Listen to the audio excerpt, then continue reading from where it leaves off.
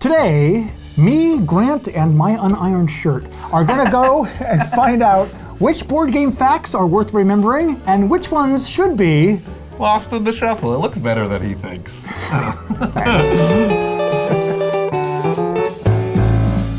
Grant, yes. You're familiar with the board game. It's not a board game though. There's the non-board game. You're familiar with the activity Two Truths and a Lie, No, right? I'm familiar with the Kickstarter they ran for the board game version of Two Truths and a Lie. Did they get all those stretch goals? They had a lot of upgrades and stuff like that. Yes, I have done the social activity Two Truths and a Lie. We are going to play the game Two Truths and a Lie about board games. That's where you're given 3 facts. Yes. 2 of them are true. 1 of them is a fabrication. Ooh, I'm going to find that lie. Matthew Jude, who's going to join us via pre-recorded message, who has actually gone and done the research on these. Okay. So without further ado, Sure. Let's cut to Matthew with his first 2 truths and a lie. Okay. Hello. You may call me the Question Master. Please, call me that. It would make me... Hello, I've got some questions I've devised for you with some devious truth and lie question-based questions. Round 1 is called Originally Designed As. Catan was originally designed for 2 players. However, during the development process, it was expanded due to player feedback. Well, it doesn't play great at Number 2. So. Pandemic originally had a Star Wars theme. And number 3, Trivial Pursuit was designed by Canadian journalists who came up with the idea after realizing there were missing pieces from a copy of Scrabble.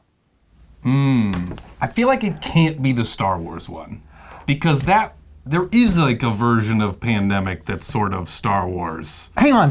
One moment. Yes.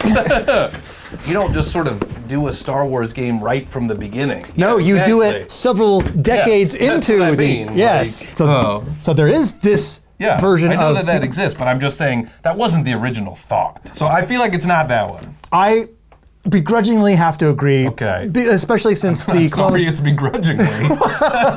Well, pick your battles. Yeah. And if you're making Pandemic, Star Wars is not the first thing that comes to mind anyway. Yeah, so, for sure. Okay. We know that it's not the Star Wars one, or at least we feel we're going to feel real dumb if it is the Star Wars one.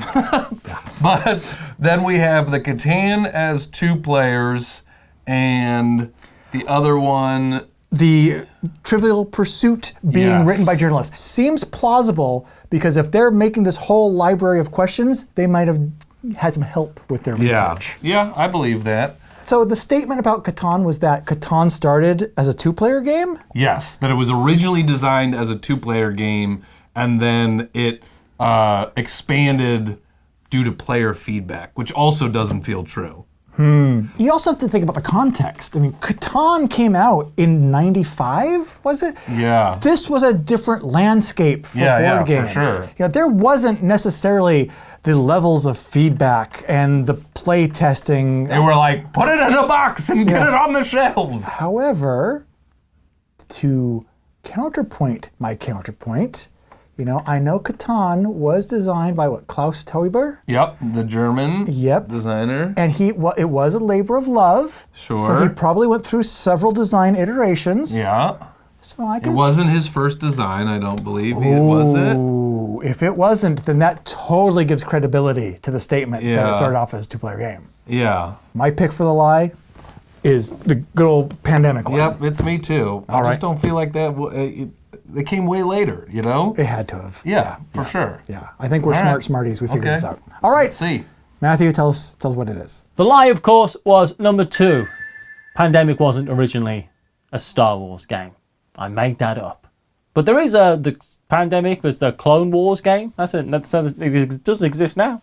Well, congratulations to us. Hey, yeah. The game is currently cooperative. We're doing all right. For now. Yes. All right. Well, let's see if we can change that by continuing on to question number 2 from Matthew.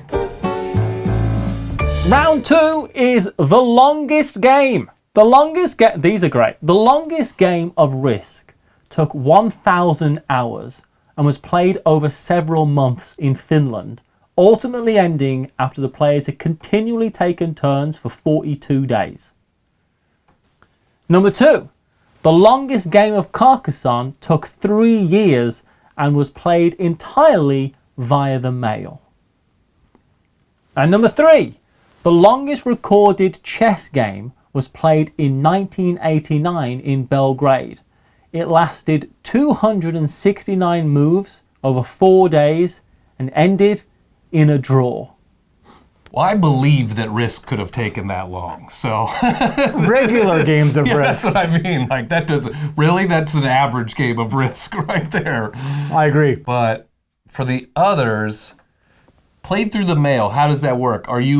Is one person have the board and you are mailing your Carcassonne tile through the mail, telling them where to put it? Like, you got to be mailing tiles or something. It's old enough in terms of modern board games. I could definitely see it being played through the mail. Yeah. But you bring up a good point. How would that even work? Yeah. Now I'm torn because that does make sense, but I don't want to agree with you again. You know, the chess one intrigued me because chess is a game about speed and precision. Sure. So why would there be a world record for the longest chess game where I would think the world record would be for the shortest chess game? Sure. You don't have to play with a chess clock, you know. Most people do at a higher level, but you don't have to play with a chess clock. Have I convinced you to pick chess instead of Carcassonne? No, I'm picking number 1. I think this is Matthew being like, you would think Risk takes a long time, so nobody would think about this one, and so that's the one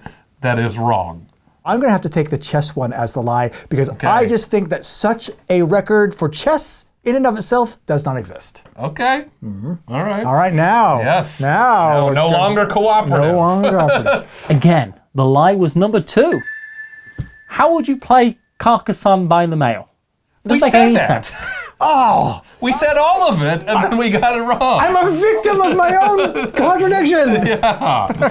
We literally said, you can't play Carcassonne through the mail. And then we were like, nah, that ain't it. Opposite directions. Yeah. So we're still even. We are. I think a very good strategy for us in this next round will be for us to remember how the game works. Yeah, that is true. We did say it and then ignored all of our own thoughts.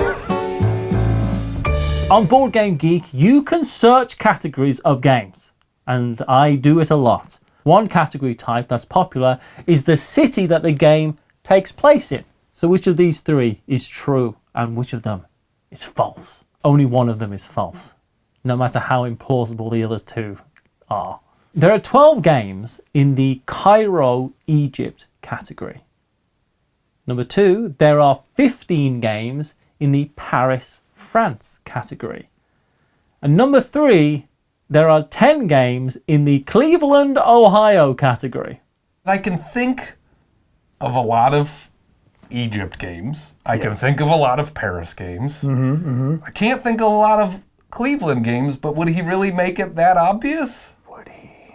Well, he is in the UK. He thinks Cleveland is a way bigger deal than we think Cleveland is. I think we figured this one out. That's what I think.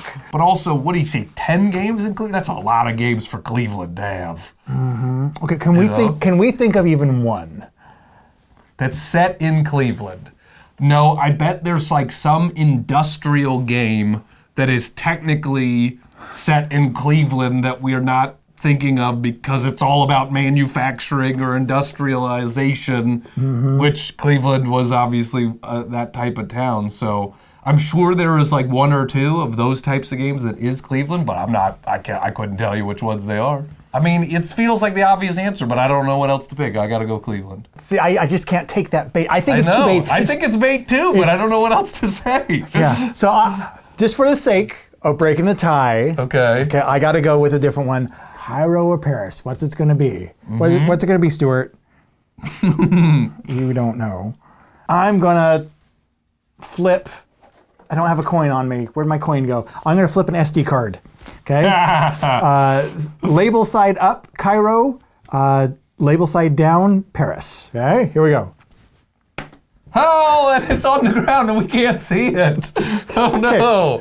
Terrible flip. It is on the face down. I can see it. I see it down there. Label side down. Label side down. The writing is down. Which was? You can't remember. I don't. Cairo. I'm going to pick Cairo. Cairo is the lie. Cairo is the lie. Okay.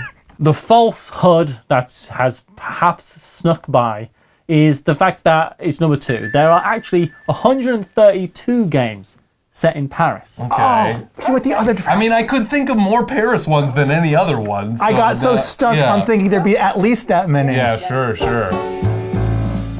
Which of these upcoming board game inspired movies isn't real? The Monopoly movie, a new Clue the movie reboot, or a horror film called Operation the movie? Boy, that's tough. I believe all of them. This is the first one that have come up that I'm like, I could see all of these being true, but obviously one of them isn't true. Right, and that's what we have to pick. That is the game. The one that's not true. Yes, that is the game. But like, yeah, Monopoly, like they're making movies about all the IPs, so why Monopoly is one of the most well-known IPs in games forever. I'm fairly confident that I've heard rumors of a Monopoly movie being in pre-production for years. Years and years. Okay. So I'm confident that one is true. And then a reboot of Clue. Yeah, I mean, people love Clue with Tim Curry and stuff like that. The major trend in movies right now is reboots of old movies. Yeah. But that one is such a niche movie and such a beloved cult classic. It is a beloved movie. Would you tread on that? I mean, they're treading on so many like classic movies. They're doing that all the time these days. The answer is, would I do that? Probably not. Would Hollywood do that? Absolutely. Okay, you make a good point. You make a good point. Yeah. The Operation one, though, I can totally see low budget. Yeah. I can totally. It's like weird enough to be like, people are like, ooh, that's fun, a horror operation. I want to check that out. It's body like horror. Weird. Yeah. And also, I would say the horror genre is the genre the most that has low budget movies that like get made and stuff like that. That's right? true. Yeah, there's how many, 37 yeah. Saw movies at this point? Yeah, exactly. You know, it's seen at this point. Yeah. So, okay, so Mr. Grant, what is your pick as the one that is not true? I'm gonna pick number 1. I think they've scrapped the Monopoly one, and I don't think they're actually gonna make it. Okay. Mm-hmm. I thought I was going to be able to thread the needle and fool you into picking the Clue movie because I'm fairly confident that they are making a sequel to the Clue movie, Yeah. a reboot. So I believe the Operation one is the fake one. Okay. All right. Okay. Now we're going to see some points on the board. As amazing as it could be, there is currently no plan for an Operation the movie, which means we could make it. All right. As much as it pains me to say, you are up 2-1 in True Truth and a Lie. So congratulations on your win. There's the saying, quitting while you're ahead. Sure. So we'll just call this pause while I'm ahead. So we definitely are going to need to have a rematch for this coming up soon. I'm up for it. I'm going to be so much better at finding the lies. You can't trick me, Monopoly. You can't trick me next time. I believe in you. And what we're going to do is we will be right back with Grant's next game night pick that he's going to share with us. But first, let's have a quick word from the sponsor that helped, in part, make this episode possible.